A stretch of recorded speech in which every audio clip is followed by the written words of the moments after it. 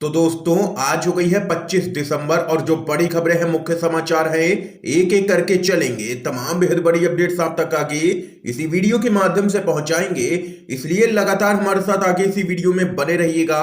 तो वहीं दोस्तों, खबरों की तरफ चलने से पहले आप लोगों से एक छोटा सा निवेदन है कि अगर आप लोग भी आगामी विधानसभा चुनाव में बीजेपी की करारी हार होते हुए देखते हैं और एक सत्ता परिवर्तन की लहर को देखते हैं, तो अभी इस वीडियो को लाइक कीजिएगा, चैनल को फ्री में सब्सक्राइब करके बेल के आइकन को जरूर दबाइएगा दोस्तों, और कमेंट बॉक्स में कमेंट कीजिएगा जय हिंद जय भारत। दरअसल दोस्तों, पहली बड़ी खबर आप लोगों को बताते चले। ओम प्रकाश राजभर बोले, योगी सरकार के 2 दर्जन मंत्री और 150 विधायक हमारे संपर्क में जल्द आएंगे साथ। आप लोगों को दोस्तों बताते चले, उत्तर प्रदेश में आगामी विधानसभा चुनाव से पहले पीएम मोदी के संसदीय क्षेत्र वाराणसी में आप लोगों को बताते चले, राजभर जबरदस्त तरीके से बीजेपी पर बरसे हैं। योगी सरकार पर भड़कते हुए राजभर ने कहा है कि योगी सरकार के 2 दर्जन मंत्री और 150 विधायक हमारे संपर्क में हैं। आचार संहिता लागू होने के बाद हम और अखिलेश यादव बैठ करके इनको ज्वाइन करवाएंगे। ये यहाँ पर ओम प्रकाश राजभर ने बड़ा दावा कर दिया है और बीजेपी को यहाँ पर जबरदस्त तरीके से निशाने पर लिया है। एक और बड़ी खबर आप लोगों को बताते चले।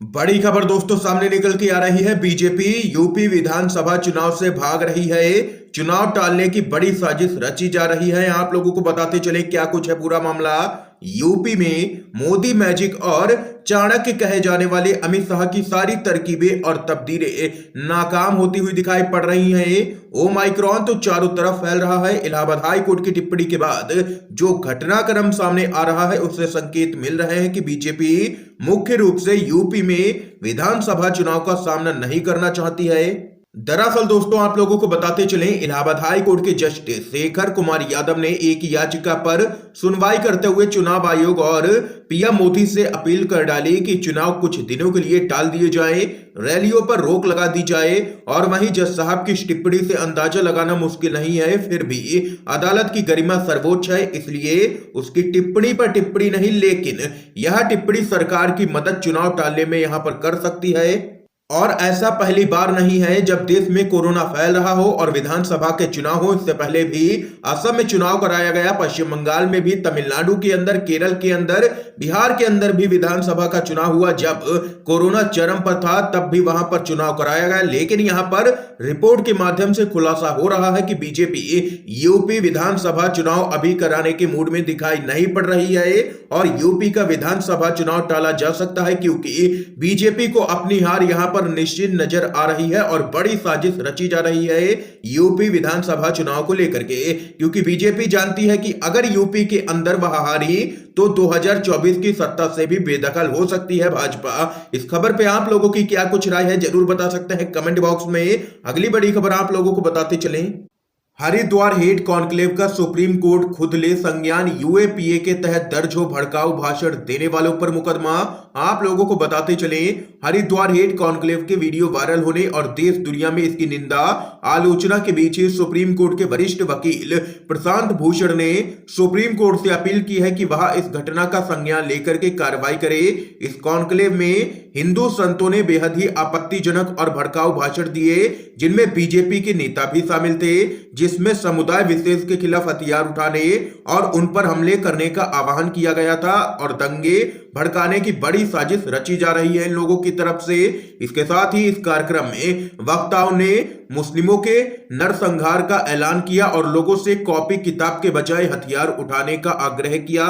और वहीं आप लोगों को बताते चलें, एक कार्यक्रम में प्रशांत भूषण ने इस पूरे मामले पर कहा है कि इस आयोजन में जिस तरह की सांप्रदायिक और भड़काऊ भाषा का प्रयोग किया गया, उससे पूरा देश भौचक्का है। उन्होंने धर्म संसद के नाम पर हुए इस आयोजन को अधर्म संसद की संज्ञा दी है और सुप्रीम कोर्ट से आग्रह किया है कि इस पूरे मामले में यहाँ पर यूएपीए के तहत मामला दर्ज होना चाहिए और एक एक करके सभी की गिरफ्तारी होनी चाहिए, क्योंकि ये लोग जेल के पीछे ही होने चाहिए। ये दो टूक कहना है वरिष्ठ वकील प्रशांत भूषण का। एक और बड़ी खबर बताते चले। अपनी पार्टी के खिलाफ मोर्चा खोलने वाले वरुण गांधी पर कार्रवाई कर सकती है भाजपा, केंद्रीय मंत्री ने किया है इशारा। आप लोगों को बताते चले, बीजेपी से पीलीभीत के सांसद वरुण गांधी लगातार अपनी ही पार्टी को घेरते आ रहे हैं, लेकिन वरुण गांधी की मुश्किलें अब यहां पर बढ़ सकती हैं क्योंकि भाजपा वरुण गांधी के खिलाफ एक्शन ले सकती है। केंद्रीय मंत्री अर्जुन राम मेघवाल के हालिया बयान से इस बात की तरफ इशारा मिलता है। दरअसल दोस्तों, आप लोगों को बताते चले, केंद्रीय मंत्री ने कहा है कि उन पर जो भी कार्रवाई करनी है वह यहां पर की जाएगी क्योंकि अनुशासनात्मक समिति की उन पर नजर है। और वहीं आप लोगों को बताते चले, हाल के दिनों में वरुण गांधी अपनी ही सरकार की नीतियों का पुरजोर विरोध करते हुए दिखाई दिए। किसानों का मुद्दा हो, बेरोजगारी का मुद्दा हो, हर मुद्दे पर लगातार वरुण गांधी यहां पर आवाज उठा रहे हैं और जबरदस्त तरीके से बीजेपी सरकार को निशाने पर ले रखा है। वरुण गांधी ने एक और बड़ी अपडेट आप लोगों को बताते चले, हमेशा नफरत और हिंसा फैलाते हैं हिंदुत्ववादी, कीमत चुकाता है हर समुदाय। हरिद्वार हेट स्पीच मामले पर बोले हैं राहुल गांधी। आप लोगों को बताते चलें, कांग्रेस के नेता राहुल गांधी ने कहा है कि हिंदुत्ववादियों ने हमेशा नफरत और हिंसा फैलाई है जिसकी कीमत हर समुदाय को चुकानी पड़ती है। उन्होंने यह भी कहा है कि भारत हिंसा के खिलाफ है और यह आगे नहीं होनी चाहिए। कांग्रेस के पूर्व अध्यक्ष राहुल गांधी ने यह बात हरिद्वार में आयोजित धर्म संसद को लेकर के कही है, जहां पर यहां पर कई संतों और हिंदुत्ववादी नेताओं ने मुस्लिमों के खिलाफ नफरत भरे भाषण दिए, लेकिन अभी तक उनमें से एक की भी गिरफ्तारी यहां पर पुलिस की तरफ से नहीं की गई है।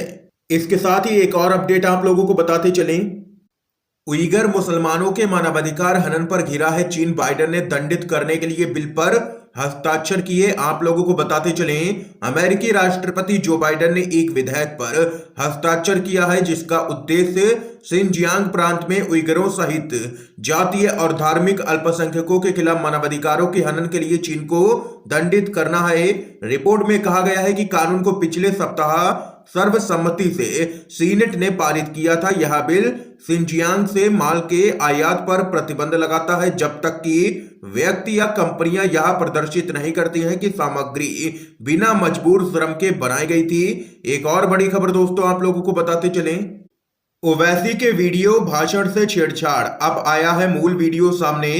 कहा मैंने कोई भी धमकी किसी को भी नहीं दी। आप लोगों को बताते चलें, एआईएमआईएम के अध्यक्ष असदुद्दीन ओवैसी ने कहा है कि उनके एक वीडियो को संपादित कर लोगों को गुमराह किया गया ताकि हरिद्वार धर्म संसद में मुसलमानों के नरसंहार की धमकी और विवाद को दबाया जा सके। उन्होंने कहा है कि मेरा पूरा भाषण किसी और घटना के संदर्भ में है, हरिद्वार की घटना से इसका कोई भी संबंध नहीं है।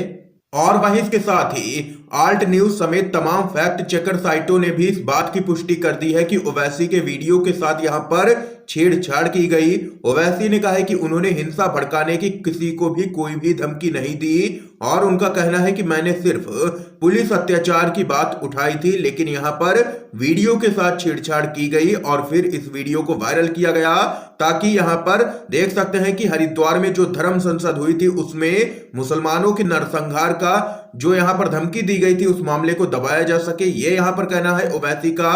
इसके साथ ही एक और बड़ी खबर आप लोगों को बताते चलें, राहुल गांधी से मिलने के बाद हरीश रावत बोले चुनाव प्रचार का नेतृत्व करूंगा। आप लोगों को बताते चलें, नाराजगी भरे ट्वीट कर उत्तराखंड कांग्रेस की सियासत में तूफान लाने वाले पूर्व मुख्यमंत्री हरीश रावत अब मान गए हैं। नाराजगी जताने के बाद रावत और प्रदेश के अन्य वरिष्ठ नेताओं को कांग्रेस के पूर्व अध्यक्ष राहुल गांधी ने दिल्ली बुलाया और उनसे बातचीत की और वहीं से पहले इन्होंने यहां पर प्रियंका गांधी से भी मुलाकात की थी। राहुल गांधी से मुलाकात के बाद हरीश रावत बेहद ही खुश दिखाई दिए और उन्होंने कहा है कि वह पूरी तरह संतुष्ट हैं। उन्होंने कहा है कि चुनाव अभियान कमेटी के अध्यक्ष के रूप में वह चुनाव प्रचार का नेतृत्व करेंगे और सारे नेता चुनाव में पूरा सहयोग देंगे और कांग्रेस की सरकार आने जा रही है उत्तराखंड के अंदर, ये यहां पर कहना है हरीश रावत का। एक और अपडेट आप लोगों को बताते चले, हिंदुत्ववादी नेताओं ने धर्म संसद में किया है मुसलमानों के नरसंहार का आह्वान, प्रियंका गांधी ने कड़ी कार्रवाई की मांग की है। पुलिस ने एफआईआर दर्ज कर शुरू की है जांच। आप लोगों को बताते चलें, कांग्रेस की राष्ट्रीय महासचिव प्रियंका गांधी ने हरिद्वार में हाल ही में धर्म संसद में दिए गए घृणा भरे भाषण पर तीखी प्रतिक्रिया जताते हुए कहा है कि हिंसा भड़काने वालों के खिलाफ सख्त कार्रवाई की जानी चाहिए और इस तरह के कृत्य संविधान एवं कानून का उल्लंघन है। आपको बता दें कि हिंदुत्ववादी नेताओं ने हरिद्वार में एक कार्यक्रम में हेट स्पीच दिया और एक विशेष धर्म को मानने वालों के खिलाफ हिंसा फैलाने का आह्वान किया, जिसके बाद यहां पर इस वीडियो के वायरल होने के बाद यहां पर कई एफआईआर भी दर्ज की गई है और जांच शुरू कर दी गई है और कई लोगों ने इस पूरे मामले पर कड़ी कार्रवाई की मांग भी की है। इस बीच एक और बड़ी खबर बताते चलें। हरिद्वार हेट स्पीच मामले में बोले हैं अटल सरकार में मंत्री रहे यशवंत सिन्हा भाजपा के लिए फिट है, ऐसे बयान आप लोगों को बताते चले।